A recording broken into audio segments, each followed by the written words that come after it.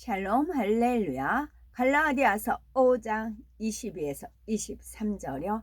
오직 성령의 열매는 사랑과 희락과 화평과 오래 참음과 자비와 양선과 충성과 온유와 절제니 이 같은 것을 금지할 법이 없느니라. 아멘. 히브리서 12장 14절입니다. 모든 사람과 더불어 화평함과 거룩함을 따르라. 이것이 없이는 아무도 주를 보지 못하리라. 아멘. 로마서 12장 18절 할 수 있거든 너희로서는 모든 사람과 더불어 화목하라. 아멘. 제목은 성령의 열매 세 번째. 모든 사람과 더불어 화평함과 거룩함을 쫓음으로 하나님의 참 자녀로 나와서 새 예루살렘의 영화로움을 마음껏 누리는 복된 성도가 됩시다 입니다. 하나님을 믿는다 하면서도 자아가 살아있으면 화평을 이룰 수가 없습니다. 자기 생각이 더 옳다고 판단이 되면 상대의 의견을 무시하고 무례하게 행동하지요.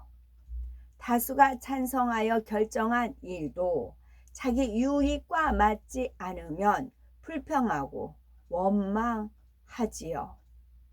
또 자신의 단점을 보며 깎아내리기도 하고 좋지 않은 말을 전달하여 이간질합니다.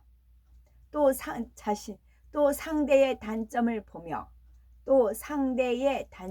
보며 깎아내리기도 하고 좋지 않은 말을 전달하여 이간질합니다.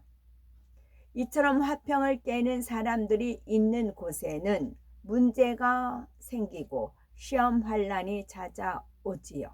가정, 학교, 직장, 교회나 어디서든 화평이 깨지면 축복의 통로가 막히고 어려움이 생기기 마련입니다. 로마서 12장 18절에 할 수 있거든 너희로서는 모든 사람으로 더불어 평화하라 하였고, 히브리서 12장 14절에는 모든 사람으로 더불어 화평함과 거룩함을 좇으라. 이것이 없이는 아무도 주를 보지 못하리라 말씀했습니다. 화평이란 비록 내가 옳다 하더라도 상대에게 맞춰줄 수가 있고, 내 믿음이 크다 하더라도 믿음이 작은 사람의 마음에 여유를 줄 수 있는 마음이지요. 그 진리 안에서 이것도 저것도 가한 융통성 있는 마음이며 모든 사람의 유익을 좇을 수 있고 편벽되이 치우치지 않는 마음입니다. 또한 자신을 드러내거나 상대의 단점을 보지 않으므로 어느 누구와도 걸리지 않는 마음입니다. 하나님의 자녀들이라면 부부 간에, 형제 간에, 부모 자녀 간에, 이웃 간에는 물론이요 모든 사람과도 화평해야 하지요. 나를 사랑하는 사람뿐만 아니라 나를 미워하고 괴롭히는 사람과도 마찬가지입니다. 화평이 깨지는 곳에는 하나님께서 역사하실 수가 없고 원수 마귀 사단에게 송사거리를 내줄 뿐입니다. 그래서 하나님 나라를 위해서 충성하여 열매를 냈다 해도 화평이 깨지면 칭찬받을 수가 없습니다. 그러면 화평의 열매를 맺으려면 어떻게 해야 될까요? 첫째는 하나님과 화평을 이루어야 합니다. 두 번째는 자신과 화평을 이루어야 되겠고, 세 번째는 모든 사람과 화평을 이루어야 합니다. 화평의 열매를 맺으려면 하나님과 화평을 이루어야 하지요. 하나님과 화평하려면 무엇보다 죄의 담이 없어야 합니다. 첫사람 아담은 담이네요. 담이 제 담이 없어야 됩니다. 담이 없어야 됩니다. 첫사람 아담은 하나님의 말씀을 어기고 선악과를 먹은 뒤 하나님을 피하여 숨게 되었지요. 전에는 너무나 친밀했던 하나님이 불순종의 죄를 지음으로 두렵고 멀게만 느껴졌습니다. 죄로 인해서 하나님과 화평이 깨져 버렸기 때문이지요. 우리도 진리 안에서 행할 때는 하나님과 화평하고 무엇이든지 담대히 구할 수가 있습니다. 물론 온전한 화평을 이루려면 마음의 죄, 악을 다 벗고 성결되어야 하지요. 하지만 온전치 못해도 각자 믿음의 분량 안에서 열심히 진리를 행할 때 하나님께서는 화평을 이루었다고 봐주십니다. 그런데 진리 안에서 화평해야 하지요. 부모와 자녀 간에, 부부 사이에, 친구 사이에, 직장 동료 간의 화평을 이룬다면 정작 하나님과 화평을 깨뜨려서는 안 됩니다. 만일 믿음이 없는 가족과 화평하기 위해서 우상 앞에 절한다면 잠시 화평을 이룬 듯 하지만 하나님 앞에 큰 죄의 담을 만드는 것입니다. 가족이나 친구, 결혼식 때문에 주의를 어기는 것도 마찬가지죠. 사람과 화평하기 위해 하나님과 화평을 깨는 일은 결코 없어야 하겠습니다. 두 번째는 자신과 화평을 이루어야 하지요. 자신과 화평을 이루려면 악은 모양이라도 버리고 성결되어야 합니다. 마음의 비진리가 있으면 좋지 않은 환경과 맞닥뜨렸을 때 악이 발동하여 마음의 화평이 깨져 버립니다. 마음의 비진리가 있으면 좋지 않은 환경과 맞닥뜨렸을 때 악이 발동하여 마음의 화평이 깨져 버립니다. 자신이 원하는 대로 일이 잘 풀릴 때는 화평한 것 같아도 어떤 환경과 조건이 악과 결부되면 이내 화평이 깨지지요. 어떤 환경과 조건 속에서도 우리가 진리를 택할 때 평안을 이룰 수가 있습니다. 어떤 사람은 열심히 진리를 행한다고 하는데도 마음에 참 평안이 없는데 그 이유는 무엇일까요? 그것은 진리 안에서 잘못 만들어진 자기의와 틀로 인해서 자신과 화평을 이루지 못하기 때문입니다. 자기의라는 것은 자기 보기에 옳은 것을 주장하는 것이고, 자기 틀이라는 것은 자기가 옳다고 여겨지는 것이, 자기가 옳다고 여긴 것이 단단히 굳어진 것입니다. 틀. 가령 연단 받기 전에 욥처럼 열심히 기도도 하고 말씀대로 살려고 노력하지만 하나님을 중심에서 사랑하는 마음이 아닌 어떤 징계가 올까 두려워서 행합니다. 이런 부류는 믿음의 성장이 정체하기도 하고 얼굴의 기쁨이 사라지지요. 결국 자기 의와 틀 때문에 힘들어집니다. 이런 경우는 행위 자체에 집착하기보다는 하나님을 사랑하는 마음을 이루기 위해서 더 노력해야 합니다. 이런 경우는 답이 나왔어요. 이런 경우는 행위 자체에 집착하기보다는 하나님을 사랑하는 마음을 이루기 위해서 더 노력해야 됩니다. 하나님을 사랑하는 마음, 하나님을 중심으로 사랑하고 그 사랑을 깨닫는 만큼 평안을 누릴 수가 있지요. 또 어떤 사람은 진리대로 행하는데도 부정적인 사고의 틀로 인해서 자신과 화평을 깹니다. 진리대로 행하는데 만족할 만한 결과가 없으면 나는 왜 이 모양일까 하고 낙심하고 자책하지요. 이런 사람은 영적인 어린아이가 돼야 합니다. 또 답이 나왔어요. 이런 사람은 영적인 어린아이가 돼야 합니다. 어떤 사람은 진리대로 행하는데도, 하나님 말씀대로 행하는데도 부정적인 사고의 틀로 인해서 자신과 화평이 깨집니다. 진리대로 행하는데도 만족할 만한 결과가 없으면 나는 왜 이 모양일까 라고 낙심하고 자책합니다. 이런 분은 영적인 어린아이가 돼야 됩니다. 영적인 어린아이는 단순하고 순수하고 교만하지 않습니다. 단순하고 순수하고, 제가 이것을 거의 매일 기도했거든요. 그 3년 기도생활, 신앙생활 할 때.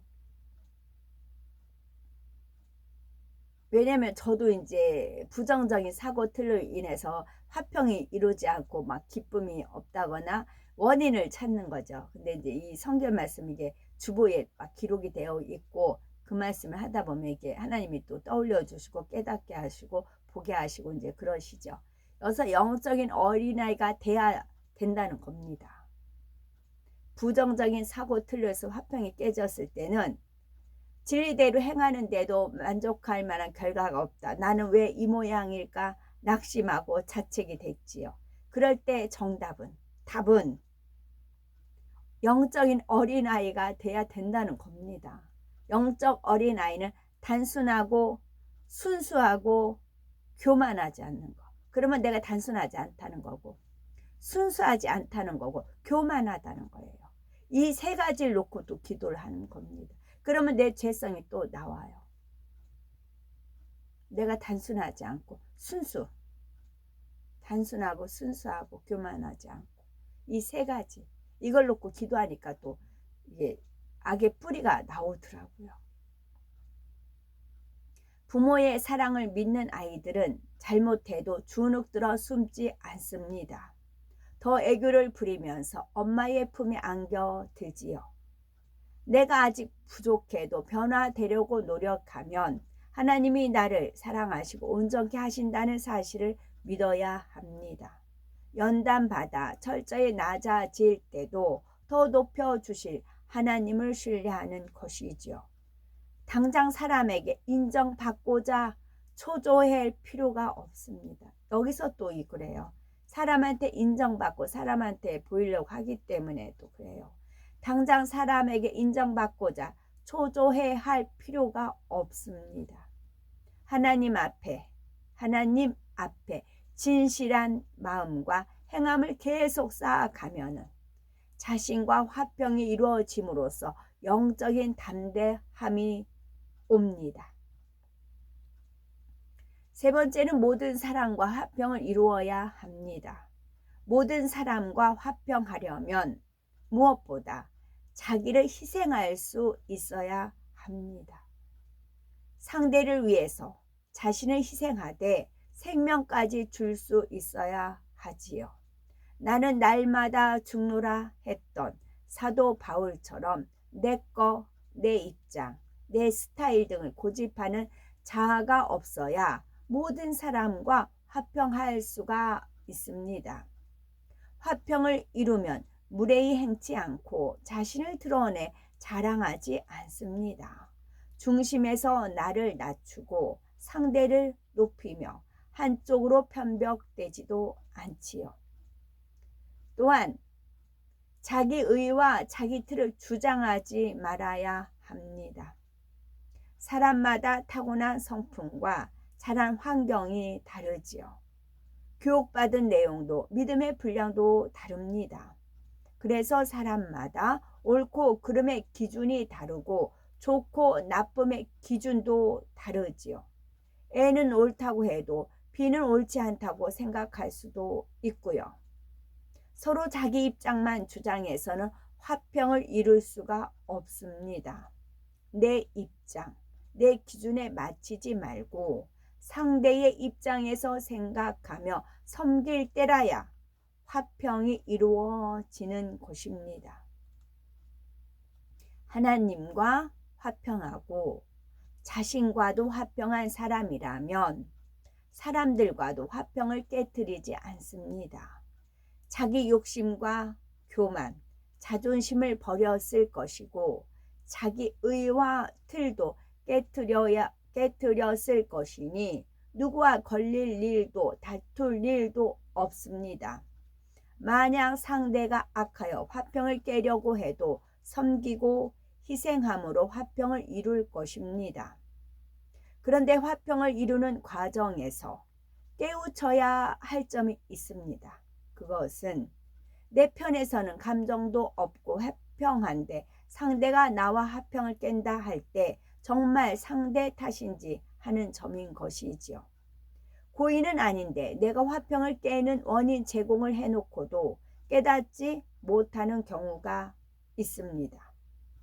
부지 중에 상대를 배려하지 못하고 지혜롭지 못한 말이나 행동으로 상대의 감정을 상하게 만든 것이죠. 이럴 때 자기 입장에서만 생각하고 나는 상대에게 감정이 없다라고 고집한다면 결국 화평이 이루어질 수가 없지요. 자신을 발견하여 변화될 수도 없는 것입니다.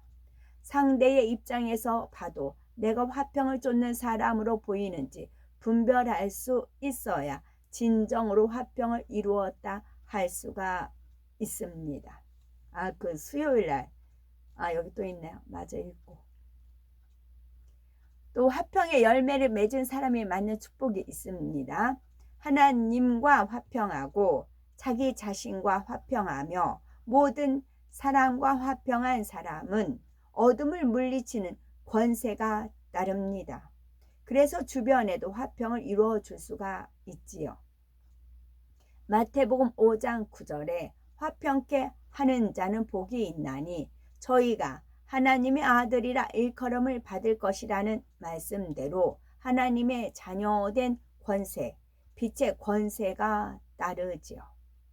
여기서 하나님의 아들이란 단순히 남자만 뜻하지 않지요. 모든 하나님의 자녀를 뜻합니다. 나아가서는 하나님께서 인정하시는 참된 자녀를 의미하는 거고요.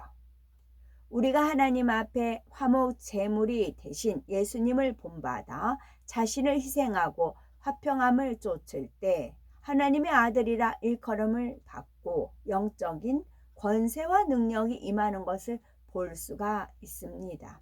따라서 모든 사람과 화평함과 거룩함을 쫓음으로 하나님의 참자녀로 나와 새 예루살렘의 영화로움을 마음껏 누리시는 복되고 아름답고 보배로운 우리가 되어야 되겠습니다. 수요일날 제가 자라보고 놀란 가슴 소뚜껑 보고 놀란다라는 표현을 썼어요. 그래서 자라 그렇게 징그럽고 그런 건 아니잖아요. 그런데 그 표현을 알려주셨거든요. 그래서 얼른 검색을 해봤어요. 떠올려 주셔서 수요일날 제가 말씀드린 거 그랬더니 파충류라는 딱 표현이 있더라. 파충류과에 속하는 딱딱 그런 게 있더라고요. 그래서 그랬죠. 아멘.